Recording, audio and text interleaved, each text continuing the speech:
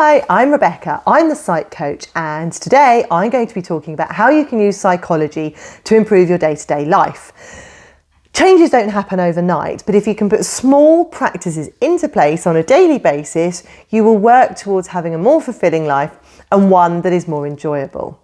I'm going to talk about 5 strategies that have been used in various areas of psychology that are tried and tested and are pretty much guaranteed, if you can practice them, to help you feel better about things on a day-to-day basis. Listen up on how you can use psychology to enhance your outlook on life.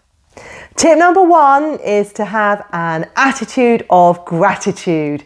Yes, that means practicing gratitude in whichever form you want to do it. If you want to do it in a formal way where you write in a journal every morning and every evening about the things that you're grateful for, do that. If you want to do it in a less formal way where whenever gratitude pops into your head, you force yourself to think about things that you're grateful for, do that. If you want to have a sticky note on your bathroom mirror first thing in the morning when you're brushing your teeth that says gratitude and it reminds you to think about something that you're grateful for, do that.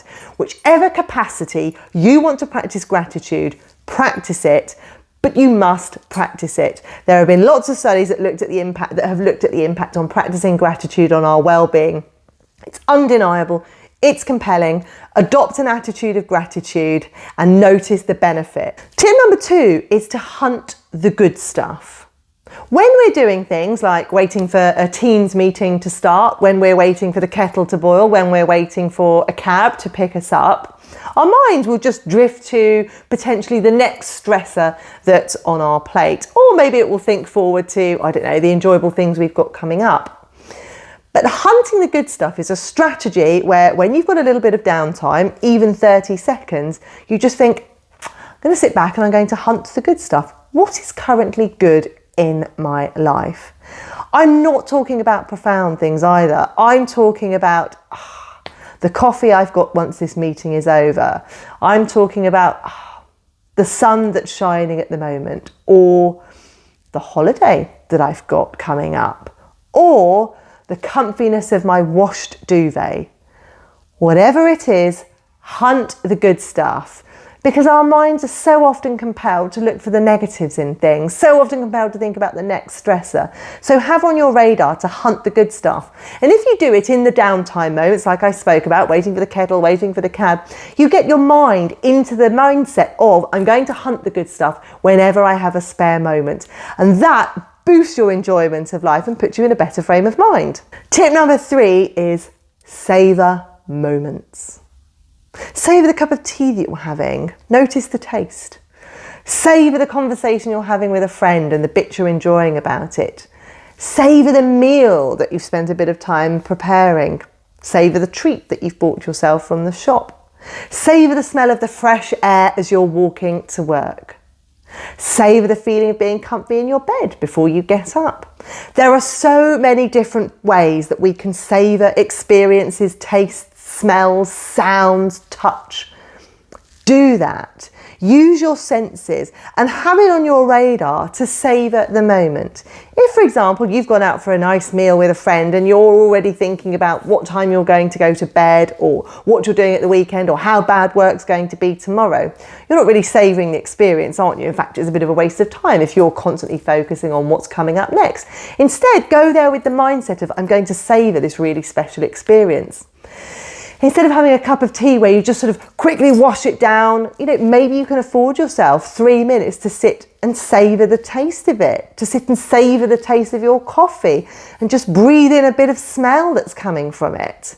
Wherever you can apply the savour strategy, do so, because it means you'll start enjoying the little bits of life, the easy bits of life that are easy to enjoy, but really easy to overlook as well. Tip number 4 is to act consistently with your goals. If you want a relationship but you're not online dating, join online dating. If you want a promotion at work but you're not working too hard, work harder. If you want to lose weight but you're not doing anything about it, think about what you could do to increase activity. If you want to learn more but you haven't done any reading in years, pick up a book. There are so many ways we can act consistently with our goals. What you need to establish is, what are my goals and how am I acting? If there is a discrepancy between your desired goals and how you're acting, you need to try and bridge the gap. You've got to try and think about, what can I do to try and act more consistently with the way I want to live? And again, it's not about radical changes. It's not about suddenly saying, well, I'm going to go back to university, or I'm going to start reading 10 books a week. No. Think about what's realistic and what you can do to slightly bridge the gap between your goals and how you're currently behaving. It can also be really empowering to think about what you can do differently yourself, instead of thinking, I'm at the mercy of my external environment. I can't do anything to change how I'm feeling or how my day-to-day life is. We can, even if it's a mindset shift. So try and think about what you can change to act consistently with how you want to live. And tip number 5 is to recognise we have a choice in a lot of things. That's a really tough pill to swallow if you're going through a difficult period of time. And I don't say that to sound twee and to make light of difficult situations. But in life, we have a lot of choices. We have a choice about what time we get up. We have a choice, to a degree, for a lot of people, about what we eat. We have a choice about who we see, what we do, how we spend our time, how we look after ourselves, and how we think. The choice about how we think is a huge one, because that's only one that we can influence. If you have a choice that you're going to try and savour more moments of what's going to be a pretty bleak day, you'll have a slightly better day. If you have a choice to slightly shift your mindset about a situation that was really bad, but you're able to shift your mindset into it was really bad but actually tolerable, you'll help yourself a little bit. If you're able to shift your mindset about something you're really angry about to diverting your attention slightly, you'll experience less anger and presumably enjoy your day a little more. We have a choice about how we experience things. Sometimes things can be really tough and the choice we have isn't going to make it any more enjoyable, but we still have a choice about how we cope to a degree and how we view things. So hold on to the fact with a lot of things we have a choice, and with that can come the empowering choice to think, I'm going to do things differently. If you've enjoyed today's video, hit the like button, subscribe to my channel, and I will be sure to give you plenty more tips on how you can apply psychology in your day-to-day life.